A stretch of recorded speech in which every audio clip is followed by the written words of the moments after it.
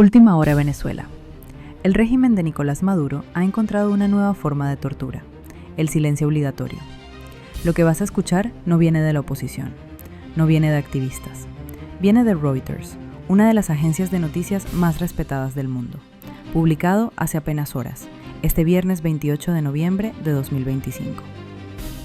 En el remoto estado Sucre, en el extremo oriental de Venezuela, agentes del SEBIN y la DGCIM están haciendo algo que resume perfectamente la esencia de este régimen. Están visitando a las familias de personas que murieron en los ataques estadounidenses contra narcolanchas. Les registran sus casas. Y luego les dan una orden clara. No publiquen nada en redes sociales sobre la muerte de sus seres queridos. Léelo otra vez. No tienen el cuerpo de su familiar. No pueden hacerle un funeral. No saben exactamente cómo murió ni dónde están sus restos. Y encima, el gobierno les prohíbe siquiera hablar de ello. Bienvenidos a Venezuela 2025, donde el Estado no solo te mata, sino que te obliga a llorar en silencio. Pero vamos por partes, porque esta historia tiene muchas capas y todas son perturbadoras. Primero, el contexto geográfico. El estado Sucre está en el extremo nororiental de Venezuela. Su istmo se extiende hacia el Caribe hasta quedar a solo 11 kilómetros de Trinidad y Tobago.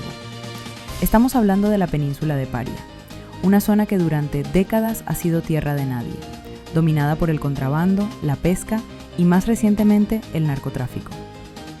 Sucre es el segundo estado más pobre de Venezuela y según Reuters, aproximadamente el 60% de la población trabaja para el gobierno. En otras palabras, dependen del chavismo para comer. Localidades como Güiria, Carúpano, San Juan de las Galdonas y Río Salado han visto sus economías tradicionales destruidas bajo el chavismo. La industria pesquera, que alguna vez fue el motor de la región, colapsó después de que Chávez nacionalizó puertos, barcos y fábricas de conservas. Lo que antes era una zona pesquera próspera se convirtió en un corredor de contrabando. Y ahí es donde entra el Tren de Aragua. Según la periodista de investigación Ronna Rísquez, autora del libro El Tren de Aragua, esta megabanda criminal controla pueblos enteros de la península de Paria desde 2018. Desde ahí salen las narcolanchas hacia Trinidad y Tobago, Granada, San Vicente, Barbados, Martinica y otros puntos del Caribe. Pero ojo, no son los capos del Tren de Aragua quienes mueren en estas lanchas, son los pescadores locales. Hombres desesperados que ganan $100 al mes en la pesca legal y les ofrecen $1,000 por un solo viaje. Hombres que conocen el mar mejor que nadie y que el narcotráfico recluta precisamente por eso. The Associated Press logró identificar a 4 víctimas venezolanas de los ataques estadounidenses. Robert Sánchez, 42 años, pescador de Güiria con 4 hijos. Luis Che Martínez, 60 años, un viejo contrabandista. Dušak Milovšić, 24 años, ex cadete de la Guardia Nacional que dejó la academia atraído por el dinero fácil. Juan Carlos Fuentes, conductor de autobús cuya unidad quedó inservible por falta de repuestos. Como dijo un familiar citado por AP, sí, estaban traficando, pero no eran terroristas ni capos. Eran gente que buscaba sobrevivir. Y ahora, estos familiares ni siquiera pueden hablar de su pérdida. El SEBIN y la DGCIM se aseguraron de eso. Ahora, hablemos de lo que está pasando en Sucre según el reporte de Reuters publicado hoy.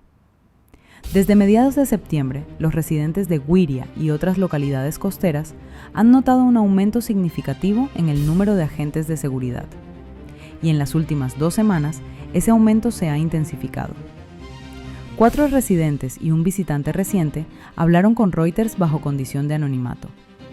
Todos describieron lo mismo: patrullas constantes de diversas agencias de seguridad y simpatizantes del PSV que infunden miedo entre los lugareños. Un ex residente que visitó recientemente Carúpano reveló algo escalofriante. La DGCIM ha establecido un centro de comando en un hotel estatal en el balneario de Río Caribe. Desde ahí, coordinan las operaciones de vigilancia. La actividad en los espacios públicos ha disminuido. La gente tiene miedo de salir. Como dijo este testigo, la gente del pueblo sabe que hay personas que no son de la comunidad, que no son de allí, personas que andan por ahí como civiles, pero pertenecen a la inteligencia del gobierno. Por eso hay tanto hermetismo. No se habla de eso, porque no saben si alguien los escucha. Los agentes a veces van de civil, usando sedanes y camionetas. Otras veces van uniformados. Patrullan especialmente de noche. Los lugareños los reconocen porque no son del pueblo. Pero lo más perturbador son las visitas a los familiares de las víctimas. Reuters habló con 2 familiares de personas de Sucre que murieron en los ataques. Ambos pidieron el anonimato por temor a represalias. Y ambos contaron la misma historia. Poco después de los ataques, la policía y funcionarios del SEBIN llegaron a sus casas, registraron sus domicilios y les dieron una advertencia: no publiquen en redes sociales sobre la muerte de sus seres queridos. Piensa en eso un momento. Tu familiar murió en circunstancias violentas en algún lugar del mar. No tienes su cuerpo, no puedes hacerle un funeral, no sabes exactamente qué pasó. Y el gobierno de tu propio país llega a tu casa, la registra y te ordena guardar silencio. Los familiares dijeron que no han recibido ninguna información oficial. No tienen conocimiento de ninguna investigación sobre la muerte de sus seres queridos. Los cuerpos de los hombres no han sido recuperados. Washington no ha dado detalles sobre los venezolanos muertos en los ataques. Caracas no ha revelado nombres. Y las familias están atrapadas en un limbo de dolor y silencio forzado. Ahora, es importante entender quiénes son el SEBIN y la DGCIM, porque no son cualquier cuerpo de seguridad. El SEBIN, Servicio Bolivariano de Inteligencia Nacional, es la policía política de Maduro. Un informe de la ONU de 2022 documentó su modus operandi. Las órdenes para identificar objetivos provenían directamente del presidente Maduro. Sus principales objetivos son personas civiles, opositoras reales o percibidas, periodistas y líderes estudiantiles. La ONU documentó métodos de tortura que incluyen palizas, descargas eléctricas, asfixia con bolsas de plástico, posturas de tensión, amenazas de muerte y violación. Exempleados del SEBIN confirmaron que la tortura era ordenada directamente por Maduro. La DGCIM, Dirección General de Contrainteligencia Militar, es aún peor.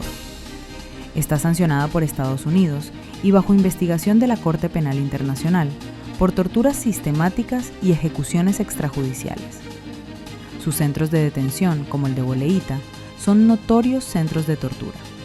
Y precisamente hoy, la CPI confirmó que la investigación por crímenes de lesa humanidad en Venezuela no se ha detenido. Francisco González Centeno, funcionario de la Corte, declaró que la Fiscalía continúa recabando todas las pruebas disponibles. La investigación, que abarca denuncias de detenciones arbitrarias, torturas y ejecuciones extrajudiciales, sigue su curso. Así que mientras la DGCIM establece centros de comando en Sucre para vigilar a familias en duelo, la CPI prepara el terreno para posibles órdenes de arresto contra los responsables. Ahora, pongamos todo esto en contexto con lo que está pasando en el Caribe. Desde el 2 de septiembre, las fuerzas estadounidenses han llevado a cabo al menos 21 ataques contra presuntas narcolanchas. Más de 80 personas han muerto, la mayoría en el Caribe, aunque también se ha atacado a embarcaciones en el Pacífico. El despliegue militar estadounidense en la región es el más grande no relacionado con ayuda en desastres desde 1994. El portaaviones USS Gerald Ford, el más grande del mundo, llegó al Caribe el 16 de noviembre con su grupo de ataque. Se unió a al menos otros 7 buques de guerra, un submarino nuclear y aviones F-35. Ayer, Trump declaró que comenzará muy pronto a detener narcotraficantes por tierra. Dijo que el 85% del tráfico por mar ya ha sido detenido. Ahora van por tierra. Y 4 funcionarios estadounidenses confirmaron a Reuters que Estados Unidos está listo para lanzar una nueva fase de operaciones contra Venezuela. Las operaciones encubiertas probablemente estarán entre las primeras acciones.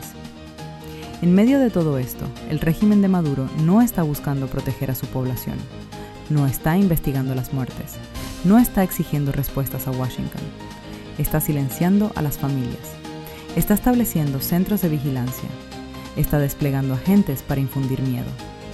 Y hay una razón para eso. El régimen necesita controlar la narrativa. No puede admitir que sus propios ciudadanos estaban involucrados en el narcotráfico. porque eso valida las acusaciones de Washington sobre el cartel de los soles. Pero tampoco puede presentarlos como víctimas inocentes, porque eso obligaría a una respuesta diplomática que el régimen no puede dar. Así que eligió la tercera opción, el silencio.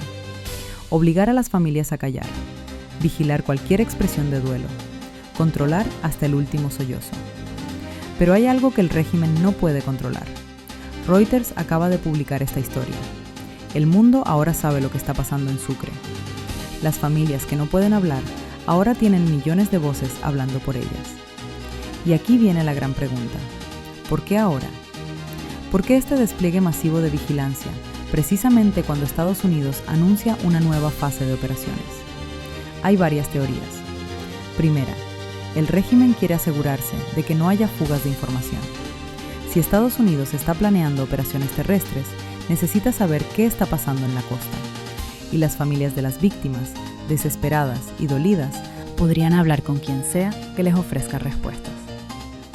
Segunda, el régimen necesita controlar a la población local.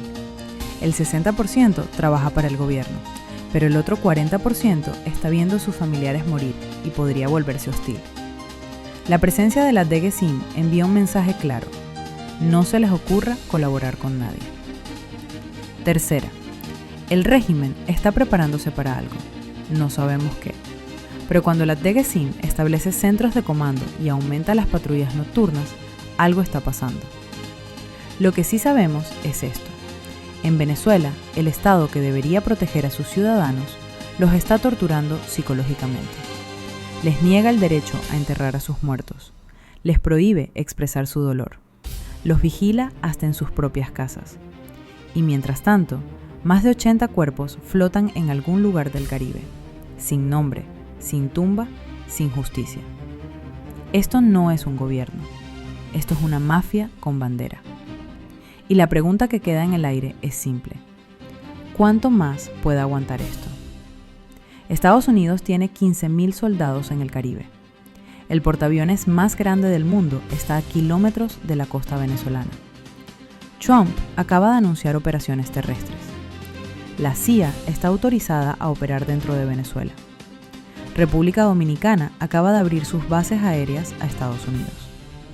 Y el régimen responde enviando el SEBIN a asustar a viudas y huérfanos.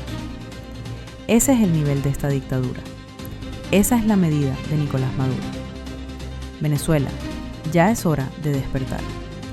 Ya es hora de que el mundo sepa lo que está pasando en lugares como Güiria, Carúpano y Río Caribe. Ya es hora de que esas familias silenciadas encuentren justicia. Esto ha sido Ya es hora Venezuela. Suscríbete, comparte y activa la campana. Porque la información es el arma más poderosa contra la tiranía. Nos vemos en el próximo video.